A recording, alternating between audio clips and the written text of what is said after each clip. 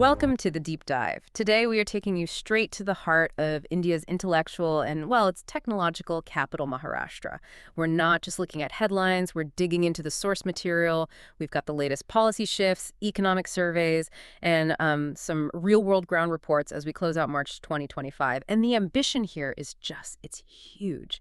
Under its IT and ITES policy 2023, Maharashtra is aiming for an astronomical 95,000 crore rupees in investments. And 3.5 million jobs. That's a massive number. It's a massive number. So our mission today is to uncover the foundational moves the state is making right now to hit that target, but also to identify the friction points. Right. The on-the-ground reality that could, derail the whole grand vision. Exactly. It's a collision between policy ambition and infrastructural reality. Okay, let's unpack this. That narrative ambition versus reality, it really is the thread running through all of this, isn't it? To get to those 3.5 million jobs, to attract that investment, the state knows it has to tackle two huge problems at once. Yep. Regulatory friction and digital capacity. Yeah. I mean, if you want to be the knowledge capital, the very first hurdle is just getting rid of all that unnecessary administrative drag. Let's start right there then. The regulatory climate.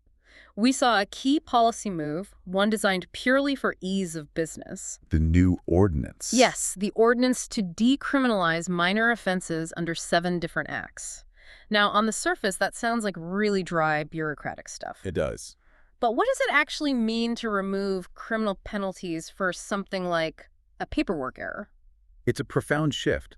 I mean, it's a change in governance philosophy. Right. Traditionally, a lot of minor procedural or, technical violations. Like what specifically? Oh, things like incorrect record keeping, maybe a delay in renewing a license, small paperwork lapse. These things were often penalized under criminal law. So an entrepreneur could theoretically face jail time for an honest mistake. Exactly.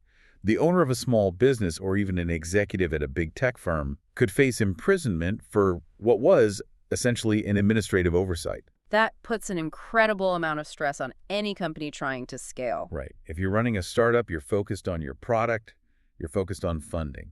The last thing you need is anxiety over the accidental non-compliance leading to jail. So this ordinance changes that. It does.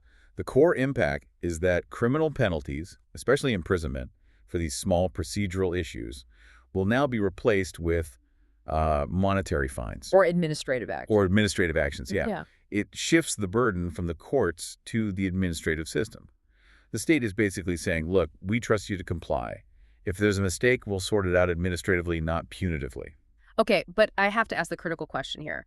Is just replacing potential jail time with hefty fines really a relief? That's a fair question. Especially for smaller players, maybe in Tier 2 cities who are already struggling with capital, is it just trading one burden for another? That is a critical distinction to make. And for very small players, yes, a fine can certainly be painful. But this is fundamentally about reducing time and legal risk. A fine, even a costly one, is predictable. It's administrative. A criminal charge, whatever the outcome, it just ties up resources, you need expensive lawyers, and it carries catastrophic reputational risk. Right. So by rationalizing the penalties, the state is making the regulatory environment predictable. And that is absolutely vital for attracting that high-level investment we talked about. And this isn't just a one-off thing, is it? No, not at all. And that's what's so fascinating here, the momentum behind it. The state has systematically reviewed 31 acts and recommended simplification for 26 of them. This is a sustained strategic push. Which aligns perfectly with the IT policy's goal of creating a friendlier environment. Exactly. So regulatory reform is the foundation, but the house of modern IT, it's built on digital pipes and power, and this is where it gets really interesting. It does. The state is already a giant in this space. It hosts 60% of India's data center businesses. But this isn't a moment for them to rest. It's a moment to accelerate. It absolutely is. I mean, when we talk about leadership, we're talking about building capacity for the next decade, specifically around AI and machine learning needs. Right. And we just saw a massive commitment in March from ST Telemedia Global Data Centers, or STT GDC. They announced plans to invest up to 5,000 crore rupees. Which is what, about $600 million? Roughly, yeah. And it's specifically to build AI-ready campuses in Maharashtra. AI-ready. That's the key phrase right there. That implies a completely different scale of demand, doesn't it? Oh, completely. An AI data center isn't just a shed full of servers. It needs exponentially more power, specialized high-density cooling. all to handle the GPUs you need for training large language models. So that leads directly to the state's aggressive expansion target. It does. They're projecting the overall data center capacity to go from 500 megawatts now up to 800 megawatts by 2028. And just for anyone less familiar, when we talk about megawatts in this context, we're really talking about the raw power needed for the cooling systems, right? Primarily, yes. It's not just the servers. So that 300 megawatt increase, it's a direct measure of how seriously they're taking this push to be India's primary digital hub. It's a perfect summary, really. If Maharashtra provides the regulatory ease and the raw power, it cements its place as the backbone for India's digital future. That's the goal. And crucially, this massive back-end push is being mirrored on the citizen-facing side. We saw a document from the General Administration Department, IT, dated March 27th. The GAD IT update, yeah. It shows the government is also doubling down on citizen access. Right. It confirms the doubling of the Apple Sarkar Seva Kendra, the citizen service centers. This is such a vital connection. How so? Well, you can have the best digital backbone in the world, but if the average person or a small business can't easily access services digitally, the whole system just fails at the interface. So it's about scalability at both ends of the chain. Precisely. They're making sure the administrative side keeps pace with the huge technical backend being built for corporations. Okay, so we've established the regulatory environment is being streamlined. The digital infrastructure is expanding aggressively. The next question is, where is the money flowing? Right. The financial climate. Let's pivot to the startup ecosystem. So we have the Q1 2025 data from January 1st to March 26th. It gives us the most recent snapshot we can get. And nationally, it's a very positive sign. An uptick. A big one. Indian startups raised over $3.1 billion. That's a 41% increase year on year in the funding amount. And that national momentum is a huge tailwind for Maharashtra. Which already hosts, what, 17% of India's tech startups? That's right. So it's a good environment. But there's an interesting contradiction under that positive headline. The deal sizes tell a different story. They absolutely do. While the total amount of money raised went up, the median deal size for Indian startups actually fell by 23%. Down to $3 million. Down to $3 million in Q1 2025 compared to the same time last year. It signals caution. So investors are putting more money in overall, but they're writing smaller checks. Exactly. Spreading their bets, you could say. Maybe focusing more on early-stage companies or proven business models rather than those late-stage mega rounds we saw a few years ago. Okay, so if private investors are being a bit cautious, that creates a capital gap, especially for local businesses, for scaling startups. How is the state addressing that? They're stepping in, acting as a strategic market stabilizer. The state has directly allocated a significant 500 crore rupees in venture funding. Through state-backed funds? Yes, through 3 state-backed venture funds specifically for startups and MSMEs. This is capital that directly counters that falling median deal size. It provides a reliable pathway when private investors might be holding back. But the strategy goes beyond just funding startups. It's about attracting high-value talent centers. And that brings us to the crucial Global Capability Center policy, or GCC policy, for 2025. For our listeners, can you quickly break down the difference between a GCC and, say, a traditional BPO firm? It's a huge difference, and it really speaks to the state's focus. A BPO, a business process outsourcing firm, focuses on standardized, high-volume tasks. Right. A GCC is the internal unit of a multinational corporation, a tech giant, a finance giant, that handles core, strategic, high-value functions. So we're talking about R&D. R&D, advanced software development, corporate finance, and critically leveraging advanced tools like AI and ML.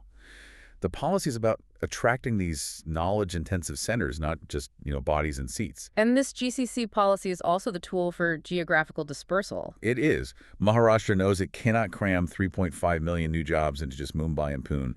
The policy explicitly mandates and incentivizes companies to set up in Tier 2 and Tier 3 cities. Cities like Nashik, Nagpur. And Chhatrapati Sambhajinagar, exactly. The goal is to ensure the growth is balanced across the entire state. That makes perfect sense on paper, but dispersing high-value jobs means you have to move high-value talent. And that's the challenge. That talent expects world-class living standards, connectivity, good schools for their kids. What are the hurdles in actually making that decentralization happen? That is the core execution challenge. Incentives help, of course. But the historical gravitational pull of Pune and Mumbai is immense. So it's a big gamble. It is. If the state is successful, it will fundamentally redefine these cities over the next 5 years. If they fail, that 95,000 crore investment goal, it becomes a pipe dream. Because the jobs won't materialize if the talent refuses to move. Exactly, because of poor urban quality of life. Which brings us directly to the great point of friction we saw erupt in March. This is where the ambition meets the asphalt, literally. We shift from these strategic documents to the daily, frustrating reality for the IT workforce. It's jarring, isn't it? It is. Seeing these massive macro goals side by side with IT employees just struggling with basic rain traffic, the core issue erupted in Pune. In Hinjawadi, the tech hub. Yes, reports of IT employees demanding mandated work from home because the rain-induced traffic chaos made the commute just unsustainable. It's a direct contradiction. How can you promise ease of doing business when your employees can't physically get to the business? This is the critical bottleneck then, and it's why solving urban congestion is just as important as that 5,000 crore data center investment. It really is. And if you look at the recent comparisons of major tech hubs, the sentiment among employees is very telling. What does it say about Pune? Pune gets praised a lot for its welcoming atmosphere, its social life. It's a high-quality place to live, generally. Yeah. But it is consistently hammered in reviews for its terrible traffic. That sounds familiar. It mirrors the dilemma across India's tech triangle. Bengaluru has its legendary infrastructure problems, even with all the job opportunities. Exactly. Bengaluru still leads on sheer job prospects, but daily life can be a nightmare because of the infrastructure. Hyderabad, on the other hand. It often comes out on top in these comparisons. It does. It's frequently ranked higher for its proactive infrastructure planning and its better road network. For high-demand talent, infrastructure quality directly impacts talent retention. So if Pune can't solve the Hinjawadi traffic, it risks losing its edge. To rivals like Hyderabad, absolutely. So the state must be aware of this, that infrastructure is the most immediate threat to their global success. What's actually being done? Well, the good news is they are investing at scale. And some projects have imminent timelines. We're not talking small fixes. Major urban connectivity projects. Right. We're seeing hope with the planned completion of the Thane Creek Bridge Phase 3. That's scheduled for 2024-25. Okay, that's soon. And looking a bit further ahead, the crucial Metro Line 4A from Kasaragod to Gaimukh is slated to be operational by December 2025. So these projects show a long-term commitment. They do.